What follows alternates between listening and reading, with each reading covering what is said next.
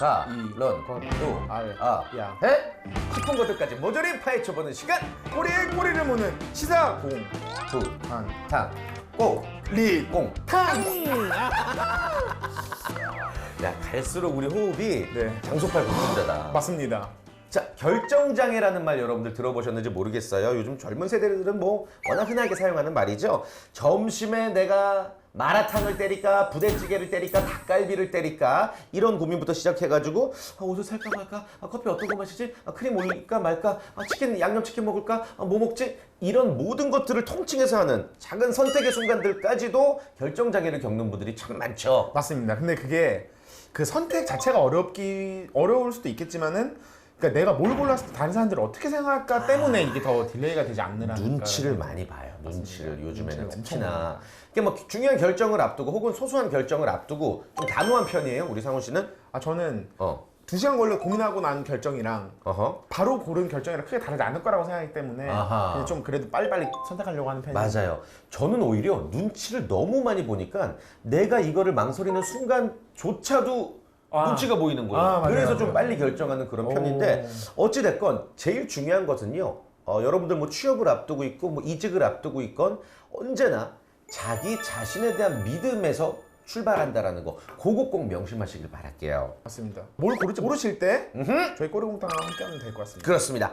자기 자신을 사랑하는, 자기 자신을 믿는 두 남자와 함께 오늘도 여러분들에게 믿음과 상식을 안겨드리도록 하겠습니다. 상식의 기본적인 상식을 알아보는 시간 퀴즈부터 출발합니다. 하나, 둘, 셋, 출발! 출발! 문제 드리겠습니다. 고속도로를 달리다 보면 표지판에서 자주 만날 수 있는 말들이 있는데요. 그중 IC는 인터체인지의 약자로 나들목이라는 뜻입니다. 또 TG는 톨게이트. 요금을 내는 곳인 톨게이트를 뜻하고요. SA는 주유소, 화장실, 식당 등이 갖춰져 있는 휴게소라는 의미를 가지고 있습니다. 그렇다면 화장실 앞에서 흔히 볼 수 있는 WC는 무엇의 줄임말일까요? 정답. 웨이터, 컴온. 맥주 2병만 추가요. 리터 잘 좀 해봐. 부킹 좀 해주세요. 자, 이렇게 한번 가본 적은 없습니다. 한 번도 안 가봤어요? 네. 클린업? 정답 웰컴. 오, 맞네. 웰컴. 오라고. 아니에요? 우리 말로는 수세식의 작고 은밀한 공간. 알고 있습니다, 형님. 정답. 워터 클로젯. 너는 천재다! 대한민국의 문상훈이 제일 똑똑하다! 손은 다시 본다. 로스쿨 간다 나. 워터 클로젯. 이런 약자들이 참 재밌는 게 많어. 맞아요. 그럼 뭐가 있을까요? 재밌긴 할 텐데 아는 건 없네요. 그러게. 재밌다는 사실만 알고 네. 있네. 아무튼 재밌는 문제 오늘도 감사합니다. 감사합니다. 다음 문제 드리겠습니다. 눈썹과 연관된 단어들은 여러 가지가 있습니다. 백미는 사람 가운데 가장 뛰어난 인물을 가리키는 뜻으로 자주 쓰입니다. 또 초미는 눈썹에 불이 붙었다라는 뜻으로 매우 위급함을 비유하는 말입니다. 초미의 사태. 주의 관심사. 그렇다면 누에 나방의 눈썹이라는 뜻으로 가늘고 길게 굽어진 아름다운 미인의 눈썹을 이르는 말은 무엇일까요? 정답. 피디님 눈썹. 너 작가님 눈썹 해야지. 정답 작가님 눈썹. 아니라고요? 이렇게 아름다운데? 문제에 오류가 있습니다.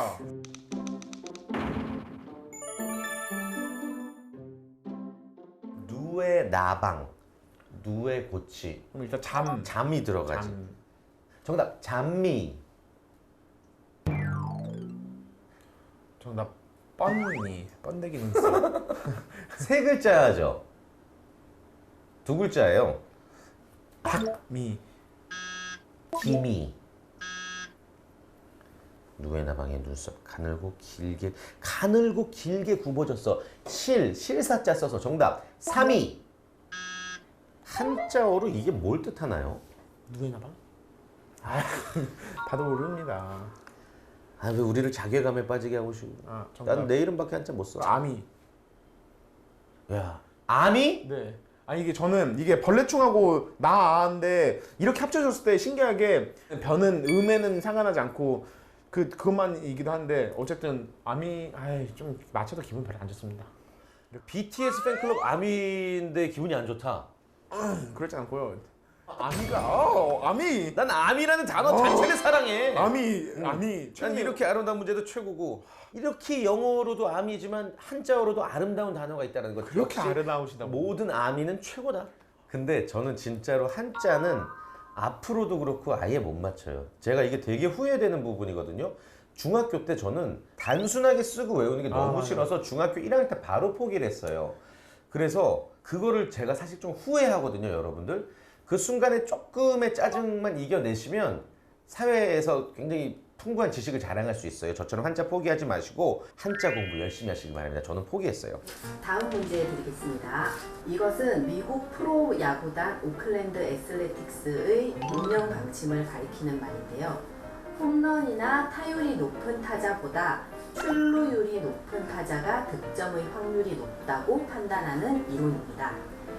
2002년 8월 13일부터 9월 4일까지 20연승을 거두면서 미 프로야구 140년 역사의 유일한 기록을 남겼는데요.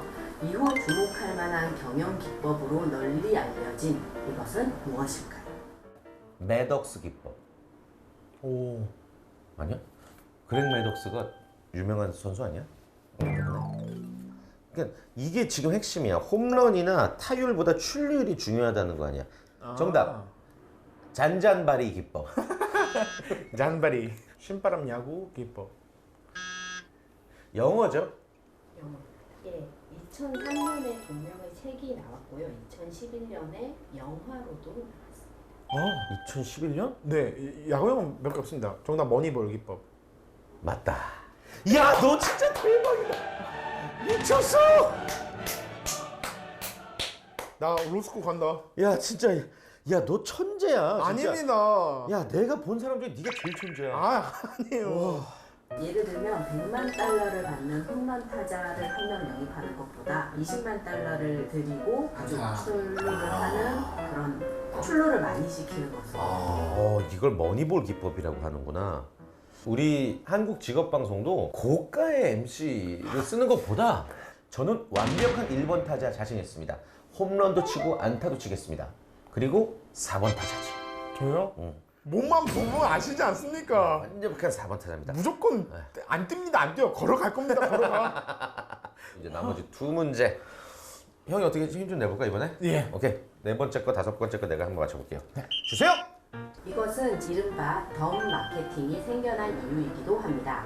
장난감을 함께 주는 패스트푸드점의 어린이 세트나 유명 캐릭터나 시리즈의 스티커가 들어있는 빵, 부록이 많이 딸려있는 잡지 등이 바로 이 현상을 기반으로 한 마케팅의 예시라고 볼 수 있는데요. 이 현상을 가리키는 말은 무엇일까요? 그 맥땡날드 가면 네. 해피땡. 해피땡 주고 이런 마케팅이 통하죠. 이거를 뭐라고 할까? 동물이 들어갑니다. 동물? 언더독. 나도 그거 생각했는데. 언더도. 언더독 카피캣. 개가 들어가는 게 맞아요. 아, 독. 독이란 한 글자가 들어가는군요. 독. 프리독. 개 꼬리 뭐야? 독테일. 테일독. 알아. 가만히 있어. 아무도 말하지 마. 가만히 있어. 꼬리가 몸통을 흔드는 현상 알아. 네, 알아. 이거 주식 용어도 나와. 꼬리가 몸통을 흔드는 현상이야. 가만히 있어. 말하지 마. 이거 주식 용어라고 이거. 진짜 이거 뭐. 꼬리가 웩도독.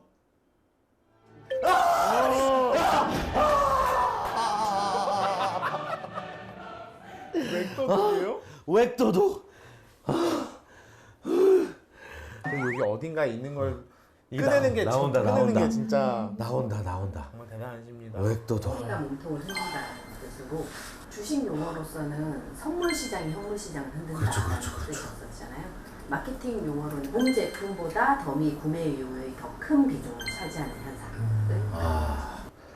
야, 맞췄어. 어떻게 이거를? 나 진짜 뿌듯해. 어떻게?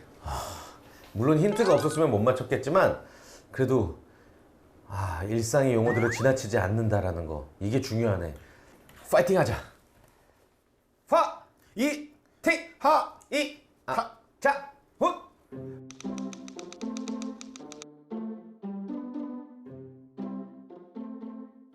포비아는 두려움이나 공포를 의미하는 그리스어에서 나온 말인데요. 객관적으로 볼 때 위험하지도 않고 불안하지도 않는 상황이나 대상을 필사적으로 피하고자 하는 증상을 말합니다. 그렇지. 낯설고 새로운 것을 싫어하는 심리를 네오포비아라고 부르고요. 이방인을 혐오하는 심리를 제노포비아라고 합니다. 또 화학물질에 대한 공포증을 케미포비아라고 하는데요. 휴대폰이 가까이 없으면 불안감을 느끼는 현상을 무엇이라고 할까요? 모바일 포비아는 아니겠지? 설마. 모빌 뭐 이런 느낌일 것 같습니다. 모빌 소셜 포비아. 모빌 포비아. 난 늘 포비아. 맨날 포비아. 핸드폰을 뜻하는 뭐 비슷한 그 범주의 단어들이 뭐가 있을까? 일단 모바일 있고 모바일 셀룰러 폰 셀룰러 그리고 텍스트 메시지 그다음에 알람 아이폰 그리고 핸드폰 내 손 안에 인터넷. 정답. 노키아 포비아. 몇 글자예요? 5글자. 스마트폰을 합쳐서 뭐 스몬비인가? 뭐 그런 얘기 하잖아요. 스마트 포비아. 아니요?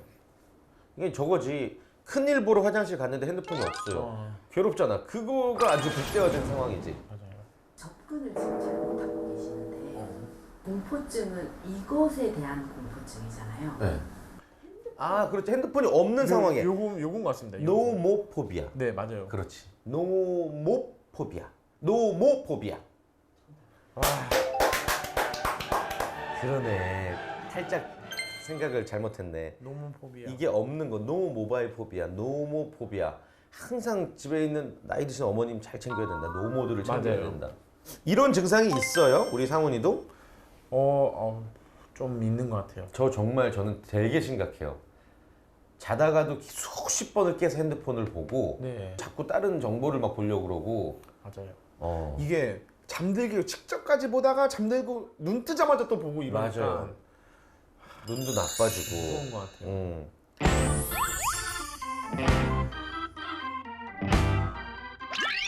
질병통제예방센터보다 더욱 빠르게 독감을 예측할 수 있다면 어떨까요?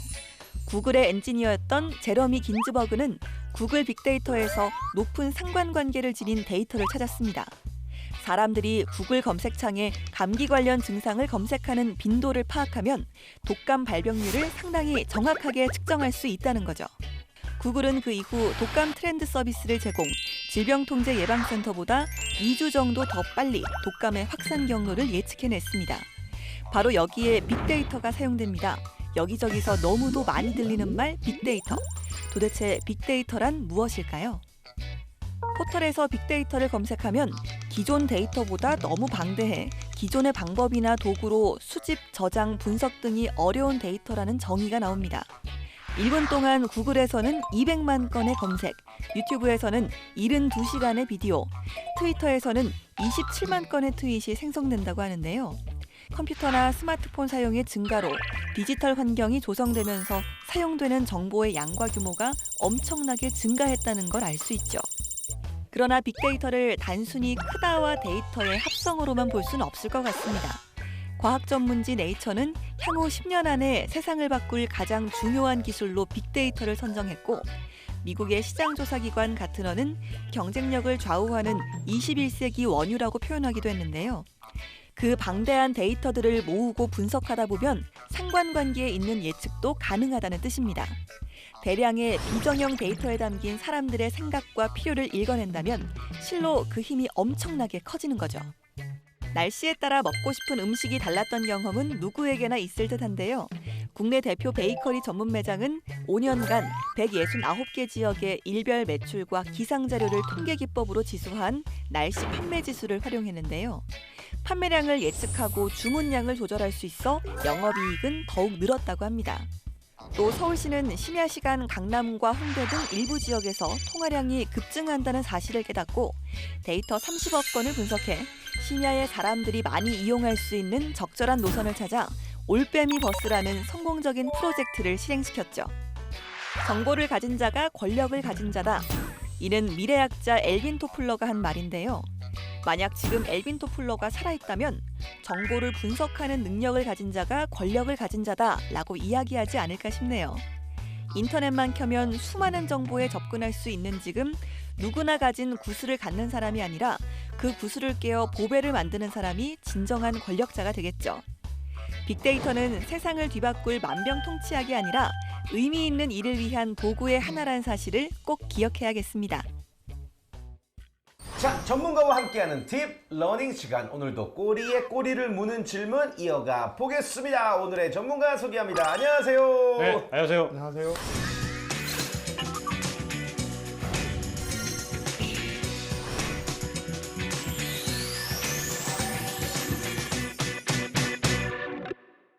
대표님은 어떻게 지내세요? 주로 이제 방송도 하시고 강의도 하시고.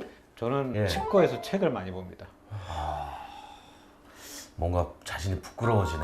아, 왜요? 우리는 각자 다 해야 될 일들을 하고 있는 거잖아요. 그런 거죠. 예. 자, 오늘도 우리 이동호 대표님의 재미있는 강의 들어보겠습니다. 어떤 강의 준비하셨나요? 자, 오늘은 그 빅데이터를 좀 빅데이터. 말씀드릴 건데 빅데이터. 빅데이터. 이 부분에 대해서는 좀 삐딱한 시선으로 좀 바라보려고 해요. 마음에 안 드시는군요.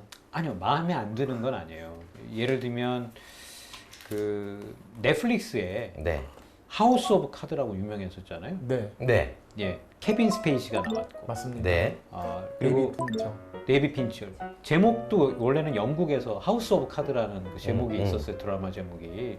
빅데이터를 조사를 해봤더니 사람들은 대부분 케빈 스페이시가 나왔던 영화를 좋아했고, 그 다음에 그 감독의 작품을 좋아하고, 네. 하우스 오브 카드라는 그 드라마 제목을 좋아하더라. 이걸 가지고 각본을 보지도 않고 무려 1억 달러를 그냥 선투자하는 결정을 내렸거든요. 그러니까 빅데이터를 이야기를 할 때 아주 모범적인 사례로 나오기도 하죠. 근데 사실 빅데이터를 우리가 이야기를 할 때는 약간 좀 비판적인 시각으로 좀 바라보고, 그 다음에 다른 트렌드와 달리 취준생 여러분들에게는 반드시 도움이 되는 그 지식이 하나 있다. 오늘 빅데이터를 좀 이야기할 필요가 있다. 맞습니다. 네. 일단 이게 빅데이터를 근데 삐딱한 시선으로 바라볼 수 있는 게 뭐가 있을까 좀 의아하긴 해요. 네. 맞습니다. 자, 첫 번째. 빅데이터는 2003년에 보통 등장을 했어요. 네. 그 말이 등장을 한 거는. 근데 작가 딸리는 뭐라고 했냐면, 빅데이터는 인과관계를 설명해 주는 게 아니고 상관관계를 설명해 준다라고 얘기를 했단 말이에요. 무슨 차이지? 인과관계와 상관관계? 예를 들어 인과관계는 원인과 결과가 결과. 명확하게 구분이 되는 거예요. 네. 근데 상관관계는 뭐냐면 한 10만 명을 조사를 했더니 김태진이라는 사람을 굉장히 좋아하더라. 그리고 10만 명을 조사했더니 그 안에 또 문상훈이라는 사람을 좋아하는 사람들이 있더라. 그러면 이 사람들은 꼬리곰탕을 본 건가? 뭐 이렇게 생각할 수 있잖아요. 예. 그러니까 상관관계는 뭔가 데이터가 많으면 많을수록 뭐 하나쯤은 건질 수 있어. 무슨 사고가 날 때 누가 뭐 물잔을 들었다거나 무슨 그릇이 깨졌다거나 뭐 이런 우연적으로 일어난 일. 사실 그거를 상관관계라고 얘기를 하거든요. 사실은. 쉽게 설명드린 거예요. 네. 아무튼 이 모형이라는 게 등장을 했는데, 자, 그러면 그 모형의 세 가지 경우를 이야기를 할 거예요. 첫 번째, 미국의 대학 순위 모형이 있어요. 1983년에 US 뉴스라는 데서 잡지사예요. 거기가 미국의 대학에 1,800개가 있거든요. 네. 이 1,800개의 대학을 순위를 나눌 수 있는 모형을 짰는데, 거기 요소가 몇 개가 있어요. 처음에는 SAT 점수, 네. 그다음에 학생과 교수의 비율, 그다음에 경쟁률, 졸업률, 그다음에 기부금의 액수. 기부금 액수요? 기부금. 그 나름대로의 모형을 짤 때는 기준들이 있어야 되는데 그 기준을 어디다 맞췄느냐?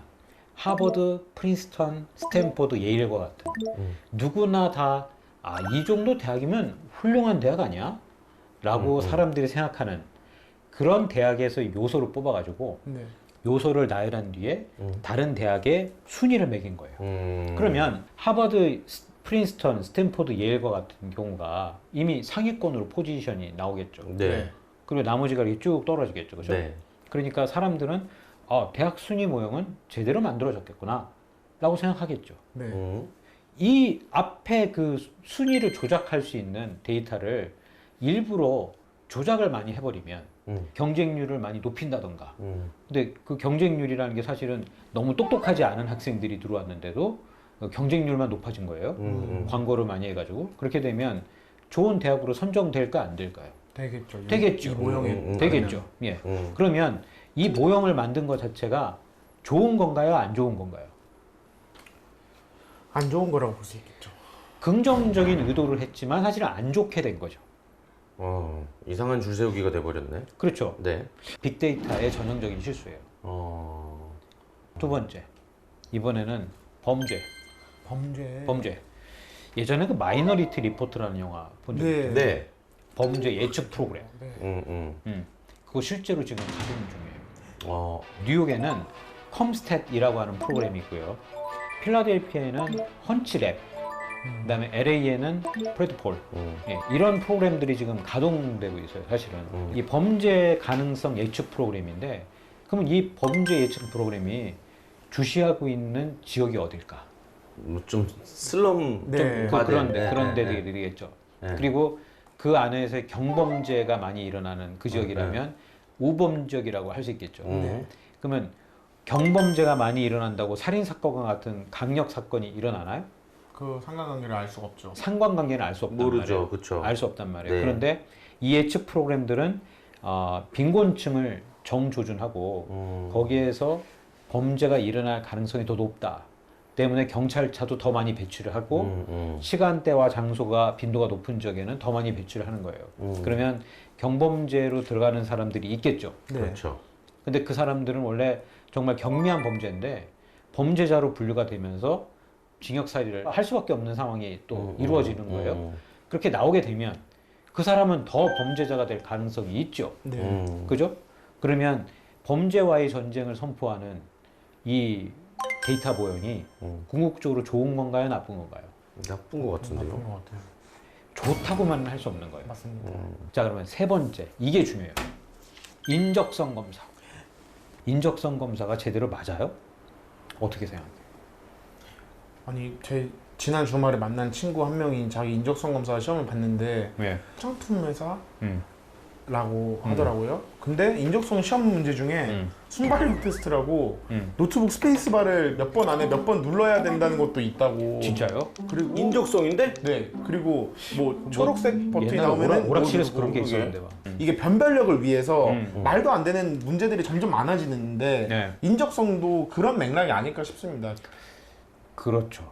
아이오와 대학교에서 예. 한번 조사를 해봤어요. 네. 인적성 검사와 직무 생산성과의 상관관계, 이게 인과관계가 어떻게 되느냐를 따져봤어요. 그랬더니 관계가 없다는 거예요. 아, 완전 다 거짓말쟁이였다고. 이거 내 친구야. 이거 하던 거 너 그 때려쳐라 거기. 이거 하고 뭐 하던 거 가지 마라. 마음이 너무 아프더라 옆에서 보니까. 이게 얼마나 비효율적인 그러면 돈이 들어가며 시간이 들어가는 거예요? 그렇죠. 근데 이걸 왜 하느냐? 예. 왜 할 것 같아요?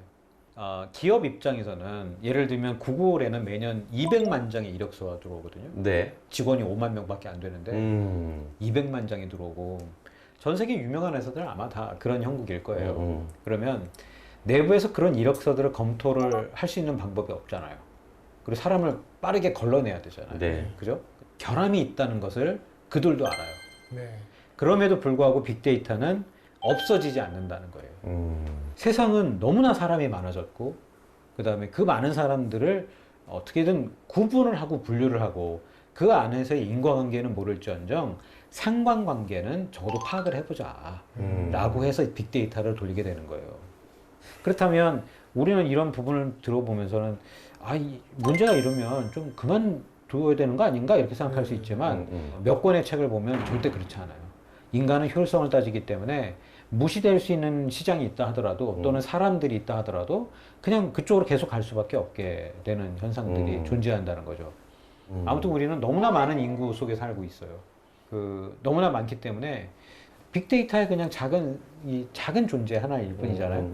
남들과 나는 무엇이 다르냐를 한번 생각해 봐야 되고, 그리고 내가 만든 이력서, 이것도 자동으로 다 스캔하거든요, 지금. 스캔해가지고 그 안에서의 핵심 단어들을 다 뽑아내가지고 그 사람의 성격을 분석한단 말이에요. 인공지능이. 그러니까 글을 쓸 때도 남들 거 베껴 쓰지 말고 뭐 어디서 컨설팅 받아가지고 자소서 그렇게 내지 말고 한 번도 해보지 않은 나는 누구인가, 나는 무엇을 하고 싶은가 이런 부분에 대한 글짓기를 실질적으로 해야 된다. 그래야만 이 빅데이터 세상에서 나 혼자라도 조금 좀 독특하게 보일 수 있는 가능성이 있다. 빅데이터의 알고리즘을 넘어서는 창의력이 있어야 돼요. 빅데이터로 인해서 우리 삶이 얼마나 편해지며 내가 무언가를 선택할 때 좀 간결해질 수 있겠구나라는 긍정적인 부분만 생각을 했었는데 이 부정적인 부분에 대해서 처음으로 얘기를 들어서 사실은 좀 쇼킹하긴 해요. 맞아요. 그죠? 예. 섭섭합니다. 근데 사실 이런 것도 느껴보지 않아요? 예를 들면 유튜브에 들어가서 내가 좋아하는 카테고리 하나를 한 두세 개 보잖아요. 맨날 또요, 맨날 또. 맨날 똑같은 것만 떠, 맨날. 어. 그 관련한 것만 떠. 난 맞아. 다른 것도 좀 보고 싶은데. 나 한번 볼까? 나 지금 유튜브 뭐 있는지? 진짜 리얼로 볼게요. 요즘 이건 뭐 코미디 프로가 나오고 스포츠랑 연예면을 많이 보니까 이런 것들이 많이 계속 나오네요. 다 그런 것만 뜨는 거예요. 그러니까 이게 우리가 어떤 것을 보느냐에 따라서 계속 알고리즘은 그런 것만 추천하게 되거든요. 이런 게 이제 빅데이터 예. 거잖아요.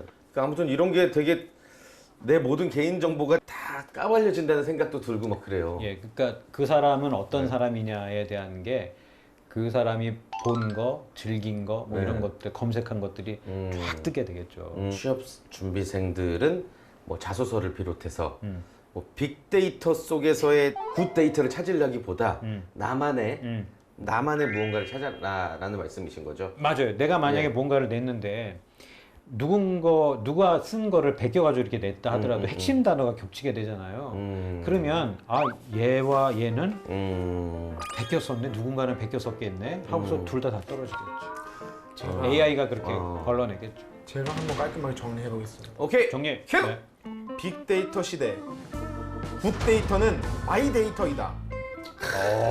자. 오늘 자신감 있네. 좋아, 좋아. 마이데이터가 굿데이터다. 이석들아. My data is bigger than big data. 오히려 와. 빅데이터보다 클 수 있다. 맞습니다. 마이데이터 is bigger than 빅데이터. 아. 저희 집단지상 보셨죠, 대표님? 이야. 아유. 우리 저희 진짜 야. 지금 콩나물처럼 쑥쑥 자라지 않습니까? 와. 아, 우리가 지금 몇 회 방송을 한 거예요? 구회, 오늘 구회째. 구회째입니다. 야, 10회가 안 됐는데 우리가 예. 축하드립니다. 야, 석사 딴다 나? 저 석사 답니다. 처음에 방송 시작할 때는 예. 좀 썰렁하게 시작하다가 예. 끝날 때쯤 되면 뭐 이렇게 뭔가 삐를 많이 받아가지고 막 이렇게 뭐 어디로 날아가 이렇게 다들. 그게 이제 지식이 쌓이니까 에너지가 넘치는 거죠. 맞습니다. 예. 아, 좋습니다. 오늘 시간 가는 줄 모르고 너무 재밌는 시간, 너무 중요한 말씀 감사드려요. 예, 고맙습니다. 예. 다음 주에도 저희는 핫하고 혹하는 내용들 가지고 다시 찾아뵙겠습니다. 여러분, 고맙습니다. 고맙습니다.